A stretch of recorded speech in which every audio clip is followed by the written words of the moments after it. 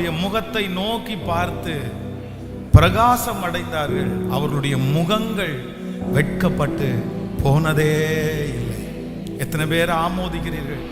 நம்முடைய வாழ்க்கையிலே பலவிதமான சூழ்நிலைக்குள்ளாக நம்ம கடந்து போகும்போது எல்லாருமே அந்த சொல்யூஷன் அப்படின்னா அதனுடைய முடிவு தெரியணுன்றதற்காக ரொம்ப பிரயாசப்படுவோம். அதற்காக எல்லா முயற்சிகளையும் நம்ம எடுப்போம். அதுக்காக யாரை பார்க்கலாம், எங்க போகலாம், யாரிடத்துல கேட்கலாம், யாரு இதற்கு ஆறுதல் சொல்லுவா, அவ்வளவு தீவிரமா நம்ம அதுல செயல்படுவோம். ஆனா ஒன்று நினைத்து கொள்ளுங்கள், நம்முடைய வாழ்க்கையில சொல்யூஷனை அந்த அந்த முடிவை தேடி ஒரு பிள்ளைங்க போகணும்னா ஃபர்ஸ்ட் கர்த்தர் சமூகத்துல தானே போகணும். அல்லேலூயா. நம்முடைய இன்னைக்கு இருக்கிற காலங்களில் நம்முடைய தேடலினால விடுதலை கிடைக்க போறதில்லை. ஆமேன்னு சொல்லுங்க. ஒரு கணவன் மனைவி 2 பேருக்குள்ள வாக்குவாதம் வரும்போது நிறைய பேர் என்ன நினைப்பாங்கன்னா, எங்க அப்பாட்ட சொன்னா அவர் மாறுவாரு, பாருங்க எங்க அப்பாட்ட நான் கூப்பிட்டு சொல்றேன். இல்ல அப்பாட்ட கூப்பிட்டு சொன்ன அடுத்த நாளே அவர் மாறிட்டாருன்னு கேட்டா மாறல. ஓ இப்படியெல்லாம் சேட்டை பண்ணிட்டு இருக்கிறியா, உங்க அம்மா அப்பாட்ட நான் ஃபோன் பண்ணி சொல்றேன் பாரு அப்படின்னு அவங்க அம்மா அப்பாட்ட ஃபோன் பண்ணி சொன்ன உடனே மாறிட்டாங்களா? இன்னைக்கு பொறுத்த அளவில் யாருமே நம்ம கோவப்படுறதுனாலையோ, போலீஸ் ஸ்டேஷன் போறதுனாலையோ, இல்லைன்னா ஏதாவது ஒரு நாட்டாமைட்ட போறதுனாலையோ, அம்மா அப்பாட்ட போறதுனாலையோ மாற போறதே இல்லை. ஒரு கடன் வந்துருச்சு, ரொம்ப நெருக்க ஆரம்பிக்கிறாங்க, அடுத்த நிமிஷம் நம்முடைய சிந்தைகள் எல்லாம் சொல்யூஷனை தேடிட்டே இருக்குது. எங்க எங்க எங்க கடன் வாங்கலாமா, ஒரு லோன் எடுக்கலாமா, இல்லை இந்த பொருளை வித்துடலாமா, இந்த மாதிரிலாம் நம்ம நிறைய எண்ணங்கள் நமக்குள்ள ஓடுது. ஆனா ஒன்று நினைக்கணும், இன்னைக்கு கர்த்தரிடத்துல ஒரு கிருபை நீங்க கேட்கணும். ஆண்டவரே, என்னுடைய வாழ்க்கையில எவ்வளோ பெரிய சூழ்நிலை வந்தாலும் எனக்கு உடனே என்ன தோணணும்னா, நம்ம கர்த்தருடைய சமூகத்துக்கு ஓடி போலாமா, கர்த்தரிடத்துல இரக்கத்தை கேட்கலாமா. ஆண்டவர் மாற்ற வல்லவர் அல்லவா? நீங்க என்ன ஆண்டவரே சொல்றீங்க? இப்படி யார் ஒரு தேவனுடைய பிள்ளை நீங்க இந்த முடிவை எடுக்கிறீங்களோ, கண்டிப்பா சொல்றேன், அந்த விஷயத்துல கர்த்தர் ஒரு முடிவை தருவாரு. அப்ப தராட்டாலும் கண்டிப்பா தருவாரு. அவர் கொடுக்கிற முடிவு உங்களுக்கு சரியானதா இருக்கும். திரும்ப ஒரு டைம் அந்த மாதிரி ஒரு பிரச்சனை உங்களுக்கு வரப்போவதில்லை. ஏன்னா கர்த்தருடைய ஆசீர்வாதமே ஐஸ்வர்யத்தை தரும், அதனோடு வேதனையை அவர் கூட்டார். அப்போ இன்னைக்கு இன்னைக்கு இந்த ஜெபத்தில் இருக்கிற யாரோ ஒருத்தர் நீங்க அதனுடைய முடிவிற்காக ஒரு காரியத்தினுடைய ஒரு முடிவிற்காக, ஒரு சொல்யூஷனுக்காக நீங்க ரொம்ப பிரயாசம் எடுக்கலாம், ரொம்ப தேடலாம், நீங்க குழம்பி போய் வந்திருக்கலாம். என்ன பண்றது, நான் என்ன பண்ண போறேன், யாரை பிடிக்கலாம். இப்ப இந்த ஆராதனையில உட்கார்ந்துட்டு இருக்கும் போதே, இந்த சத்தத்தை கேட்கும் போதே உங்க மனசு இங்க இல்லாம இருக்கலாம். உங்க மனசு அந்த பிரச்சனையினுடைய முடிவு எப்படி வரும், இவங்களை போய் பார்க்கலாமா, இவங்களை போய் பார்க்கலாமா, இல்லைன்னா ஆறுதல் படுத்தலாமா, இல்லைன்னா ஒரு சாரி கேட்டுடலாமா, இந்த மாதிரி உங்களுடைய மனது இருக்குமானால், நான் இன்றைக்கு கர்த்தருடைய பலிபீடத்திலிருந்து ஒன்றை சொல்லுகிறேன், உங்களுடைய இருதயம் அங்கலாய்க்க வேண்டாம். தாவீதை போல சொல்லுங்க, நான் கொடிய இடுக்கண்ணில் அகப்பட்டிருக்கிறேன், நான் இப்பொழுது விழ வேண்டியது கர்த்தருடைய கரத்திலே விழுவேனாக. அவருடைய இரக்கங்கள் மகா பெரியது, மனுஷருடைய கையிலே விழாதிருப்பேனாக. ஆமென் சொல்லுங்கள். அப்போ நம்ம ரொம்ப கவனமா நம்ம கவனிக்க வேண்டியது என்ன அப்படின்னு சொன்னா, ஆண்டவரே, என்னுடைய வாழ்க்கையில இருக்கிற முடிவை தேடும் போது நம்ம ஃபர்ஸ்ட் தேவனிடத்துல போய் நிற்கிறதற்கு கற்றுக்கொள்ளணும். நீங்க இன்னைக்கு ஒரு பொருத்தனையாகவே நீங்க எடுத்துருங்க. அப்போ உங்களுடைய துவக்கம் எப்படி இருக்கணும்னா, கர்த்தரோடையே இருக்கணும். ஹல்லேலூயா. கைகளை அசைத்து ஒரு ஹல்லேலூயா சொல்லணும். இப்போ இருக்கிற காலங்களில் கடந்த நாட்களில் ஒரு சிஸ்டர், ஒரு சகோதரி, இப்போதான் அவங்களுக்கு பல மாதங்களுக்கு முன்பாக திருமணம் ஆயிடுச்சு. அப்போ அவங்க கணவன் மனைவிக்குள்ள ஒரு பெரிய வாக்குவாதம். என்ன வாக்குவாதம் அப்படின்னு கேட்டா, அவர் என்ன சொன்னார் அப்படின்னு சொன்னா, பாஸ்டர், என்னுடைய பேரை அவர்களுடைய பேருக்கு பின்னாடி போட மாட்டேன்னு சொல்றாங்க. என்ன பிரச்சனை? இப்போ பொதுவாக நான் பாஸ்டர் அம்மாவை 2008 எங்களுக்கு மேரேஜ் ஆயிடுச்சு. ஆனால் 2008 மேரேஜ் ஆன அந்த 1 or 2 monthsக்குள்ள வந்து அது வரைக்கும் அவங்க பியூலா ஜெபதீபம் அப்படின்ற பேர் தான் அவங்களுக்கு இருந்துச்சு. பியூலா ஜெபதீபம் அந்த பேரை மாற்றி அவ்வளோதான், ஒரே இதில் பியூலா பென்ஸ் அப்படின்னு வச்சுட்டாங்க. அதை ரொம்ப சந்தோஷமாய் ஒரு கணவனாருடைய பேரை வந்து பின்னாடி உச்சரிக்கிறத அவங்க ரொம்ப மகிழ்ச்சியாய் பாஸ்போர்ட்டு, அவங்களுக்கு இருக்கிற ஆதார் கார்டு, அவங்களுக்கு இருக்கிற மோஸ்ட்லி கவர்மெண்ட்டில் இருக்கிற கெஜெட்டில் ஃபுல்லாக அந்த பேரை அப்படியே மாற்றியாச்சு, பியூலா பென்ஸ்னு மாற்றியாச்சு. ஆனால் இப்போ அந்த ஹஸ்பண்ட் என்ன சொல்கிறாரு அப்படின்னா, என் பேரை அவங்க வைக்க மாட்டேங்கிறா. அப்போ அந்த பிள்ளைய பார்த்து, ஏம்மா என்னாச்சு அப்படின்னு கேட்டால், நான் ஏன் பாஸ்டர் இன்னொருத்தருடைய பேரை பின்னாடி வைக்கணும், நான் எதுக்கு வைக்கணும், அவர் எனக்கு கணவனா இருக்கலாம், அவர் எனக்கு கணவனார் மதிக்கிறேன், நான் அவரை திருமணம் பண்ணிட்டேன், ஆனா அவருடைய ஐடிக்கு பின்னாடி நான் எதுக்கு இருக்கணும்னு நினைக்கிறேன், வேண்டாம், அது தேவையில்லையே. என்ன அடிமைத்தனமா, கொத்தடிமையா, இல்ல என் பேர் அதுக்கு பின்னாடி வைக்கணும்னு ஏதாவது இருக்கா? கிடையாது, இல்ல, ஒண்ணுமே அப்படி இல்லை. இல்ல, என் பேரோட நான் இருந்துட்டு போறேன். ஏன் அவருடைய பேரை பின்னாடி வச்சா மட்டும்தான் அவர் எனக்கு ஹஸ்பண்டு, இல்லைன்னா ஹஸ்பண்ட் இல்லையா? நியாயம்தாம்மா, நீ பேசுறது நியாயம்தான். அப்படின்னா என்னன்னா சம உரிமை இருக்கு இன்னைக்கு. ஆனா பைபிள் சொல்லுது, புருஷன் மனைவிக்கு யாரா இருக்கிறாராமா? கேட்கல, தலையா இருக்கிறார். நான் சொன்னேன், இல்லப்பா நீ ஓகே, இன்னைக்கு இருக்கிற சமுதாயம், இன்னைக்கு இருக்கிற மீடியா வந்து ஒருவேளை கணவனாருடைய பேரை நீ வைக்க வேண்டிய அவசியம் இல்லை அப்படின்னு சொல்லலாம். ஆனா ஒரு கணவனை தலையா வச்சு, அவர் தான் என்னுடைய நாயகன், அவர் இந்த குடும்பத்தினுடைய தலைவன் ஏசப்பா, அதுக்கப்புறம் அவர் தான் தலையா இருக்காரு அப்படின்னு நீ வச்சுக்கிறது ஒன்றும் தப்பு இல்லையப்பா. அது உன்னுடைய கணவனாருக்கு கொடுக்குற அங்கீகாரம், அவருக்கு கொடுக்குற மதிப்பா கூட இருக்கலாம்ல. அவர் வேற ஒன்றும் கேட்கலையே, அதை பண்ணலாமே. அதெல்லாம் என்னால் பண்ண முடியாது பாஸ்டர். நான் அப்படி யாருடைய பேரை எல்லாம் வச்செல்லாம் எனக்கு பழக்கம் இல்லை. நான் அப்படியெல்லாம் வைக்க மாட்டேன். என் பேர், நான் வாழ்கிறேன், நான் சம்பாதிக்கிறேன், நான் அவருக்கு மனைவியாக இருக்கிறேன், அவ்வளோதான். ஆச்சரியமாக இருக்கு. அப்போ உலகம் வந்து இனி இருக்கிற இப்போ இருக்கிற பெரிய போராட்டமே என்ன அப்படின்னா, இந்த 90 கிட்ஸுக்கும் 20 கிட்ஸுக்கும் ஒரு பெரிய ஃபைட் நடந்துட்டு இருக்குது. இதில் ரொம்ப மாற்றினது யார் தெரியுமா? இந்த 90 கிட்ஸ் இருக்காங்கல்ல, ஐயோ ரொம்ப பரிதாபங்க அவங்களுடைய வாழ்க்கை. உண்மையிலே சொல்றேன், இங்கேயும் ஒத்து போக முடியாது, இங்கேயும் ஒத்து போக முடியாது. அவங்க கூட படித்தவங்க, அவங்க கூட நடந்தவங்க, அவங்க அம்மா அப்பாவுடைய வாழ்க்கை, இது எல்லாம் பார்த்தீங்கன்னா வித்தியாசமாக இருந்துச்சு. கொரோனாவுக்கு அப்புறம் முளைச்சி அப்படியே 20 கிட்ஸ் வந்திருக்காங்க பாருங்க, இவங்க டோட்டலி அப்படியே டிஃப்ரெண்ட்.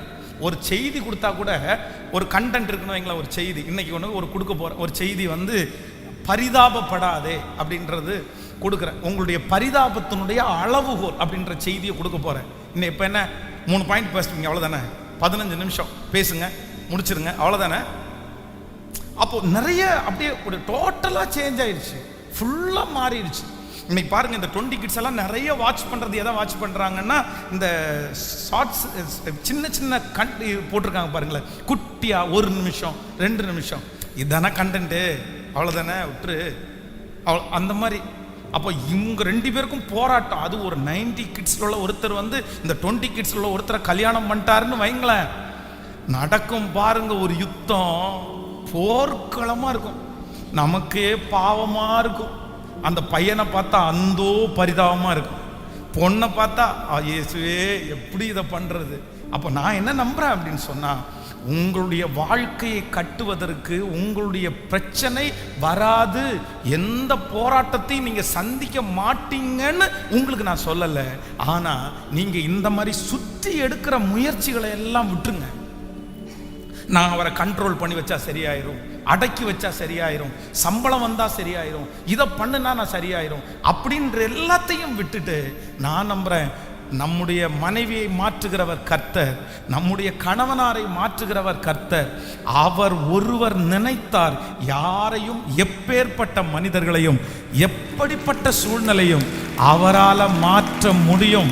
அவரால் அவருடைய முகத்தை நோக்கி பார்த்தவர்கள் வெட்கப்பட்டு போவது இல்லை, அவர்கள் பிரகாசம் அடைந்தார்கள். அப்போ நிரந்தரமான ஒரு தீர்வு எங்கதான் அப்படின்னு ஆண்டவருடைய பிள்ளைங்க கண்டுக்கணும்னா, நான் சொல்றேன், கடனுக்காக இப்ப யாராவது ஒருத்தரிடத்துல போய் இங்க இருந்து ஒரு கடனை வாங்கி அங்க கொடுத்து முடிச்சிருவீங்க. ஆனா இன்னொரு கடன்ல தான் நீங்க இருக்கிறீங்க.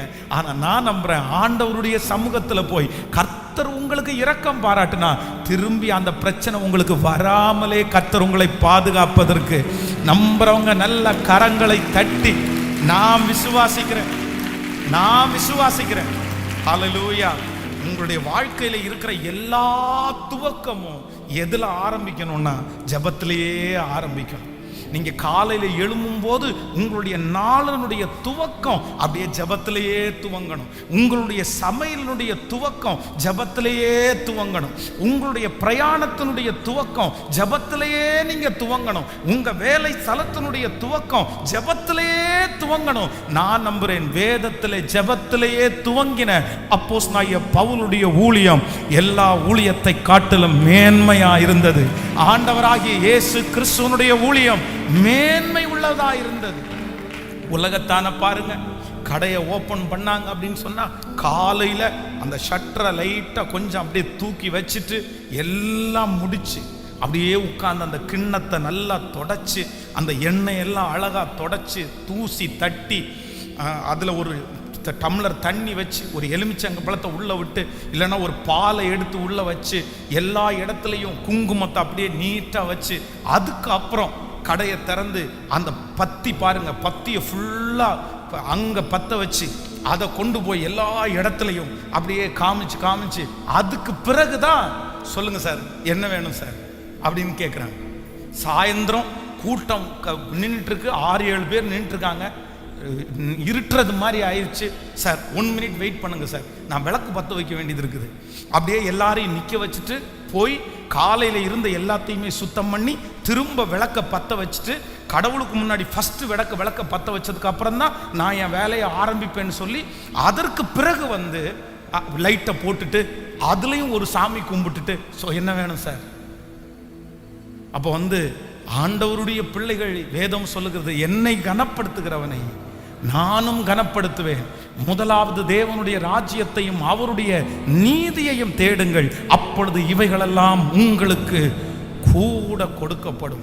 உங்க வாழ்க்கையில இருக்கிற சில பிரச்சனைகளுடைய முடிவு நான் உங்களுக்கு சொல்றேன், நீங்க என்னதான் முட்டி மோதினாலும் அது முடிவுக்கு வராது. நீங்க தேவ சமூகத்துல போய் விழுந்தாதான் அதுல ஒரு முடிவுக்கு வரும். அந்த முடிவு வெற்றியான முடிவா இருக்கும், அது நிரந்தரமான முடிவா இருக்கும். ஹல்லேலூயா. இன்னைக்கு ஒரு தீர்மானம் எடுப்பீங்களா? காலையில பெட்ல எந்திரிச்சு உட்கார்ந்த உடனே ரொம்ப நேரம் வேண்டாம், ஒரு 5 மினிட்ஸ் ஆவது ஜெபம் பண்ணுங்க.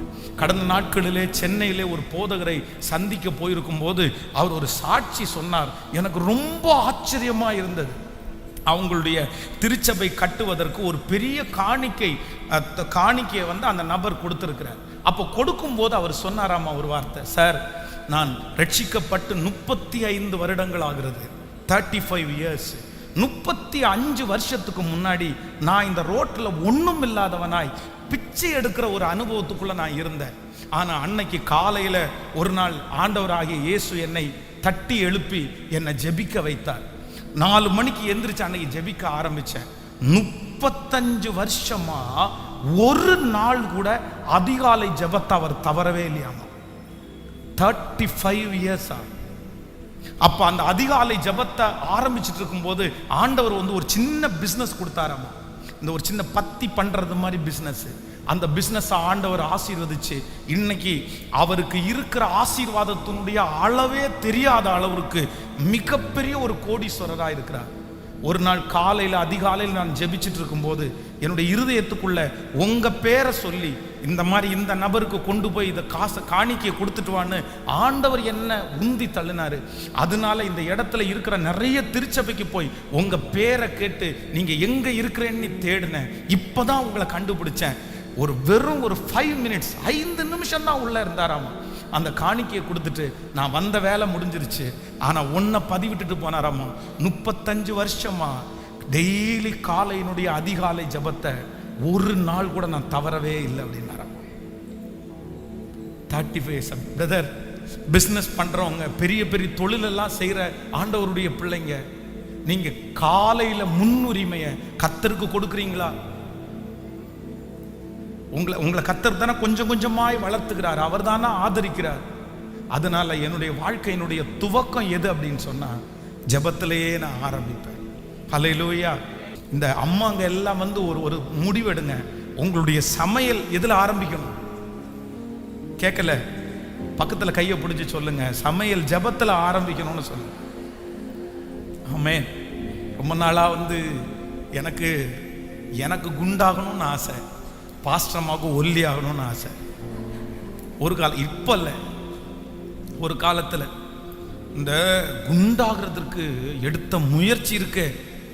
அப்பா சாமி, நமக்கு அப்போ வசதி இல்லை, ஜிம்முக்கெல்லாம் போகிறது வசதி இல்லை. ஜிம் போனால் தான் குண்டாகும்னு நினச்சி ஜிம்முக்கு போகிறதுக்கு காசு இல்லாதனால காங்கிரீட்டில் நாங்களே அந்த ரவுண்டை பண்ணி குச்சியை போட்டு அதை தூக்கிட்டு கயிறை கட்டி மேலே தூங்கி, அப்புறம் வந்து முட்டை குடிச்சா குண்டாயிரும். நாங்கள் பச்சை முட்டையை குடிக்கணும் அப்படின்னு, பச்சை முட்டை பச்சை பால், அப்படியே கடையில் போய் 2 முட்டையை வாங்கி அடித்து ஊற்றிடுறது பச்சையாக, அப்புறம் பாலை வாங்கி குடிக்கிறது. எப்படி பார்த்தாலும் எத்தியோப்பியன் மாற்ற முடியுமான்றது மாதிரி நம்ம திரும்பி பார்த்தா அப்படியே தான் இருந்தோம். அப்படியே வயிறெல்லாம் வறுமை, அந்த அளவுக்கு வறுமை, வயிறெல்லாம் அப்படியே ஒட்டி போய். அப்போ சாப்பாடுக்கு ரொம்ப கஷ்டம் இல்லை, நமக்கு பசி இருக்கும், ஆனால் சாப்பாடு வீட்டில் இருக்காது. ஆனால் அது ரொம்ப பசிக்கும் போது திருடி தான் சாப்பிட வேண்டியதாக இருந்துச்சு. அதான் ஞானஸ்நானம் எடுக்கும்போது ரொம்ப மன்னிப்பு கேட்டினது, வெள்ளரிக்காய் திருடினதுக்கு, அரிசி திருடினதுக்கு தான் மன்னிப்பு கேட்டேன். எனக்கு அப்படி தான் வந்துச்சு, ஆண்டவரே அரிசியை திருடி சாப்பிட்டனே மன்னிச்சிருங்க. கடையில் போய் நின்றுட்டு நைஸா அண்ணே அப்படின்ட்டு அப்படியே அரிசியை பாக்கெட்டுக்குள்ளே போடுறது, அப்படியே 2 புடியை வாங்கி உள்ளே போட்டுட்டு ஸ்ட்ரைட்டாக போய் ஒரு அடி தண்ணி பைப் இருக்குல்ல, அதில் 2 அடி அடித்து தண்ணியை கொஞ்சம் ஊற்றி அப்படியே பாக்கெட்டுக்குள்ளே ஊற்றிடுறது. அது பார்த்தீங்கன்னா ஒரு 15 நிமிஷத்துக்குள்ளே நல்லா வந்து ஊறி இருக்கும். அப்படியே சாப்பிட்டே போவோம். அப்புறம் பக்கத்தில் யாராவது வெள்ளரிக்காய் தோட்டம் போட்டிருந்தா யாருக்கும் தெரியாமல் போய் 2, அவ்வளோ பசி கொடுமை. அதனால ரொம்ப ஒல்லியாக தான் உடம்பு இருக்கும். அதனால குண்டாகணும்னு ஆசை. யாராவது ஒருத்தர் கண்ணம் வச்சுருந்தாங்கன்னா சே என்ன அழகு அப்படின்றது மாதிரி இருக்கும். அப்போ வந்து ஒருத்தர் சொன்னார், தயிரும் சாதமும் சாப்பிட்டா குண்டாகும் அப்படின்னு. நானும் 1 மாதம் சாப்பிட்டா குண்டாகுது. அதுக்கப்புறம் ஜபத்தை போட ஆரம்பித்தேன். ஆண்டவரே, இந்த சாப்பாடு ஆசீர்வதியும், இதை சாப்பிட்டு நான் குண்டாக போகிறதுக்காய் நன்றி. நீங்கள் சிரிக்கிறீங்க, லிட்டரலாக ஜபம் பண்ணியிருக்கிறேன். ஒரு 2-3 வருஷம் வந்து சாப்பாடை வைக்கும்போது இந்த சாப்பாடை சாப்பிட்டு நான் புஷ்டியாக குண்டாக போகிறதுக்காய் ஸ்தோத்திரம். அதுக்கப்புறம் பார்த்தீங்கன்னா இப்போ குறைக்கிறதுக்கு தான் வழி இல்லாமல் இருக்குது. ஆண்டவர் ரொம்ப ஜபத்தை கேட்டார் போல தெரியுது. ஆனால் இப்போ வந்து இல்லை ஆண்டவரே, கொஞ்சம் குறைச்சா நல்லா இருக்கும். அதனால் குறைக்கிறதுக்காக நம்முடைய ஆண்டவர் ஜபத்தை கேட்கிறவர். என்னிடத்தில் நீங்கள் கேட்கவில்லை, கேட்கிற எவனும் பெற்றுக்கொள்ளுகிறான். உங்களில் ஒருவன் ஞானத்தில் குறைவுள்ளவனாய் இருந்தால் யாவருக்கும் சம்பூரணமாய் கொடுக்கிறவரும் ஒருவரையும் கடிந்து கொள்ளாதவரும். ஞானம் தேவையா? அசட்டை பண்ணப்படுகிறீர்களா? குறைவா இருக்கிறீங்களா? கர்த்தரிடத்துல கேளுங்க, கர்த்தரிடத்துல கேளுங்க. வாலிப தம்பி நீ கேளு, வாலிப தங்கச்சி நீ கேளு. ஆண்டவரிடத்துல வேற யார்கிட்ட கேட்க போற? மனுஷனிடத்துல கேட்க போற? கர்த்தரிடத்துல தானே கேட்க போற. உட்கார்ந்து கேளு, எனக்கு இந்த மாதிரி ஞானத்தை கொடுங்க ஆண்டவரேன்னு கேளு. இவங்க முன்னாடி நான் நிக்கணும் ஆண்டவரேன்னு கேளு. என் கையில ஒரு தொழிலை கொடுங்க ஆண்டவரேன்னு கேளு. நான் நம்புறேன், நீங்க என்ன கேட்டாலும் என் தேவன் கண்டிப்பாக உங்கள் சந்தோஷம் நிறைவாயிருக்கும்படி கர்த்தர் தருவார். ஆனா ஆண்டவருடைய பிள்ளைகள் கேட்கணும், திட்டக்கூடாது. நிறைய பேர் உட்காந்துட்டு நான் என்ன உங்களுக்கு கண் இருக்கா இல்லையா அப்படின்னு திட்டிட்டு தான் இருப்பாங்க, தவிர கேட்க மாட்டாங்க. ஆனால் வாஞ்சையா கேட்கணும். நீங்கள் எனக்கு செய்வீங்கன்னு தெரியும் ஆண்டவரே, வேதத்தில் இப்படியெல்லாம் எழுதியிருக்கு, இவங்களுக்கு செஞ்சுருக்கிறீங்களே, இவங்களுக்கு கொடுத்துருக்குறீங்களே, கொஞ்சம் என்னையும் நீங்கள் நினைக்க மாட்டீங்களா? எனக்கும் நீங்கள் கொடுக்க மாட்டீங்களா? அப்போ கர்த்தர் கேட்பதெல்லாம் தருவார். கடந்த வெள்ளிக்கிழமை, நேற்றைக்கு முந்தின நாள் வந்து என்னுடைய ஊழிய பாதையில் வந்து 23வது வருஷம். நான் 2000 6வது மாதம் 16ஆம் தேதி என் வீட்டை விட்டு ஒரு பெட்டியை எடுத்துட்டு, எங்கள் அப்பாவுடைய எதிர்ப்பு, எங்கள் அம்மாவுடைய கண்ணீர், அதன் மத்தியில் எங்கே போகிறோம், என்ன செய்ய போகிறோம், நம்முடைய எதிர்காலம் என்ன, எதுவுமே தெரியாது. ஆனால் எங்கள் பாஸ்டர் சொல்லிட்டாரு, நமக்கு ஒரு சாப்பாடெல்லாம் கிடைக்கும் அப்படின்ற ஊழியத்தை குறித்து எதுவுமே பெருசாக தெரியாது. அப்படி காலடி எடுத்து வைத்தேன். இந்த 23 ஆண்டுகளில் வந்து எத்தனையோ பாதைகள் எல்லாம் கடந்து போனேன். ஆனால் நான் நம்புகிறேன், இந்த ஒவ்வொரு பாதையிலையும் நான் என்னத்தெல்லாம் ஏசப்பாட்ட கேட்டேனோ எல்லாத்தையும் ஒன்னொன்னா அந்த சமயத்திற்கு ஏற்றது போல, அந்த வருஷத்திற்கு ஏற்றது போல சில விஷயத்தை நான் அவசரப்பட்டிருக்கிறேன். கேட்டுட்டு இது உடனே கிடைக்காதா அப்படின்னு நினைச்சிருக்கிறேன். ஆனா கர்த்தர் காலதாமதம் பண்ணியிருக்கிறாரு, கொஞ்சம் லேட்டா கொடுத்திருக்கிறாரு. ஆனா இன்னைக்கு வரைக்கும் இந்த 23 வருஷத்துல என் ஆண்டவரை குறித்து நான் ஒன்னே ஒன்று மட்டும்தான் சொல்லுவேன், சரியான நேரத்தில் சரியானதை கர்த்தர் இன்று வரையிலும் தருகிற தேவன். நீங்கள் கரங்களை தட்டி கொண்டிருக்கும் போதே காத்திருக்கிற ஒவ்வொருத்தருக்கும் சரியான நேரத்தில் சரியானதை கர்த்தர் தருவார். ஹல்லேலூயா. என்ன பண்ணணும்னா ஒரு சின்ன பிள்ளைய போல கேட்கணும். சொல்லுங்க பார்க்கலாம், பக்கத்துல கையை பிடிச்சி சொல்லுங்க, சின்ன பிள்ளைய போல கேளுங்க.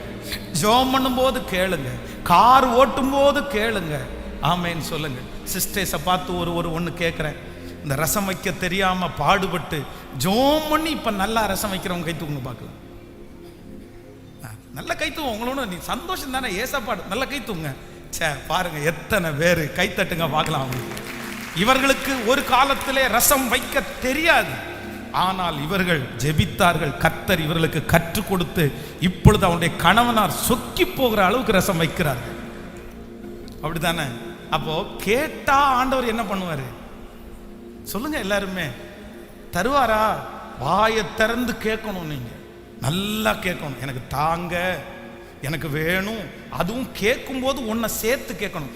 உங்க நாமம் மகிமைக்காக இது செஞ்சேன்னா உங்க நாமத்தை மகிமைப்படுத்து, இதை செஞ்சேன்னா உங்களுடைய நாமம் மகிமைப்படும். அப்படி கேளுங்க. அந்த ஜெபத்துக்கு இன்னும் பெரிய பவர் அதிகம். அவருடைய நாமத்திற்காக கேட்கும் போது அந்த ஜெபத்திற்கு பவர் சாதாரணம் இல்லை, இன்னும் பெருகும். ஏன்னா அது அவருக்காக கேட்கிறது. கண்டிப்பாக அவருக்காக நீங்க பட்ட ஆசைய, உங்க பிள்ளை அவருக்காக ஊழியம் செய்யும்னு நினைச்சீங்க, உங்க பிள்ளை ஊழியம் செய்யும். உங்க பிள்ளை அவருக்காக பாடும்னு ஜெபிச்சீங்க, உங்க பிள்ளை கர்த்தருக்காக பாடும். உங்களுக்கு ஒரு வீட்டை கர்த்தர் தந்தால் அதுல ஒரு ஜெப ஆரைய வைப்பேன்னு சொன்னீங்க, கர்த்தருடைய கரம் அதை செய்து முடிக்கும். கர்த்தர் தருவார். அவருடைய நாமத்திற்காக, அவருடைய நாமத்திற்காக கேட்டதை கர்த்தர் தருவார். ஹல்லேலூயா. கடந்த ஃபாஸ்ட் இந்த சாட்சியை சொல்லி பாடி ஆராதனைக்குள்ள போறேன். கடந்த சில வெள்ளிக்கிழமை கூட இந்த சாட்சியை சொன்னேன். என்னுடைய மூத்த மகன் வந்து பார்த்தீங்கன்னா இந்த அவன் 8th இப்போ 7th வந்து தமிழில் ஃபெயில் ஆகிட்டான். அப்போ வந்து தமிழில் ஃபெயில் ஆனோன்னா அடுத்து 8th இன்னும் அடுத்து 9th 10th எல்லாம் போகணும்ல. அப்போ வந்து அவங்களுடைய டீச்சர் சொல்லிட்டாங்க, இல்லை உனக்கு ரீ எக்ஸாம் வச்சுருவோம், அந்த ரீ எக்ஸாமில் நீ பாஸ் பண்ணால் தான் 8th போக முடியும். அப்போ நான் சொன்னேன், நீ பாஸ் பண்ணால் தான் போக முடியும், இல்லைன்னா தாத்தா மாதிரி உட்காந்துருக்க வேண்டியதான். அதெல்லாம் மீசை வேற வளர்ந்துருவேன் அதுக்குள்ளே, உனக்கு சின்ன பிள்ளைங்கெல்லாம் கை வளர்ந்து போயிடுவாங்க, நீ மீசை வச்சவனா அப்படி நின்றுருப்ப, 8th இருப்பேன் அப்படின்னெல்லாம் சும்மா அப்படி சொன்னேன். ஆனால் ஒரு 2-3 வாரம் என்கிட்ட வந்து அந்த ஸ்கூல் ஆரம்பித்தது 2 நாள் வந்துட்டு ஒவ்வொரு நாள் சொல்லுவான், டேடி ரீ எக்ஸாம் வைக்கவே இல்லை டேடி, சந்தோஷமா இருக்கான்னு கேட்டேன். ஆமாம் சந்தோஷமா இருக்குல்ல அப்படின்னா, சரி கர்த்தர் உன் பட்சத்தில் இருக்கிறாரு பார்த்துக்கோ அப்படின்னு. அப்போ வந்து நான் கடந்த நாட்களுக்குள்ள அது வெளியூர் போயிட்டு வரும்போது அவங்கள நானே பாசமாக தான் மோஸ்ட்லி கூப்பிட்டு வருவாங்க. சரி நான் வரும்போது அவங்கள கூப்பிட்டு வந்துடுறேன்னு சொல்லி வரும்போது அவங்கள கூப்பிட்டு வரும்போது ஒரு சாட்சி சொன்னால் எனக்கு ரொம்ப ஆச்சரியமாக இருந்துச்சு, எனக்கு ரொம்ப பிரமிப்பாகவும் இருந்துச்சு. இல்லை நான் வந்து இன்னைக்கு திடீர்னு தமிழ் மேம் வந்து உங்களை எல்லாரையும் எழுப்பி விட்டு ஒரு பேராகிராஃப் நான் வாசிக்க சொல்கிறேன், அதை வாசிக்காதவன் யாருமே 8th போக முடியாது அப்படின்னு சொல்லிட்டாரு. எனக்கு சுத்தமாக வாசிக்க தெரியாது, அவ்வளோதான் முடிஞ்சிருச்சு அப்படின்னு நினச்சேன். உடனே ஒரே ஒரு நிமிஷம் மட்டும் ஜெபம் பண்ணேன், ஏசப்பா இந்த ஒரு டைம் என்னை காப்பாற்றி விடுங்க எப்படியாவது அப்படின்னு சொல்லி ப்ரேயர் பண்ணேன். என்னன்னு தெரில, எனக்கு படிக்க வரும்போது எனக்கு ஒன்றுமே தெரில, ஆனால் அந்த ஒரு பாராவும் நான் வாசித்து முடிச்சிட்டேன், அழகாக வாசித்தேன். கர்த்தர் என்னை காப்பாற்றினாரு அப்படின்னு சொன்ன உடனே நான் சொன்னேன், ஆண்டவர் இது ஒரு டைம் காப்பாற்றி எச்சரிப்பு கொடுக்குறாரு, கர்த்தர் ஒரு டைம் தான் சில டைம் காப்பாற்றுவார், இனி படிக்க வேண்டியது உன் வேலை, ஒரு டைம் காப்பாற்றினாருன்னு சொல்லிட்டு சும்மா இருந்துடாத, அடுத்த டைம் அப்புறம் வந்து வேணும்னு கை விட்டுருவாரு, ரெடியாக இருந்துக்கோ, படிக்க ஆரம்பிச்சிரு, பைபிள் நிறைய படி, தமிழ் பைபிளை நீ படிச்சுட்டேன்னா எல்லா ப்ரொனன்சியேஷனும் உனக்கு வந்துடும் அப்படின்னு சொன்னேன். அப்போ எனக்கு ரொம்ப ஆச்சரியமானது என்ன அப்படின்னா, ஒரு சின்ன பிள்ளை அந்த நேரத்தில் ஜெபிக்கிற ஜெபத்தை கர்த்தர் கேட்டாருன்னு ஒரு சாட்சி சொல்கிறாங்கல்ல. அப்போ நான் சொல்கிறேன், கேளுங்கள் கேளுங்கள், உங்கள் சந்தோஷம் நிறைவாக இருக்கும்படி இதை பெற்றுக்கொள்வீர்கள்.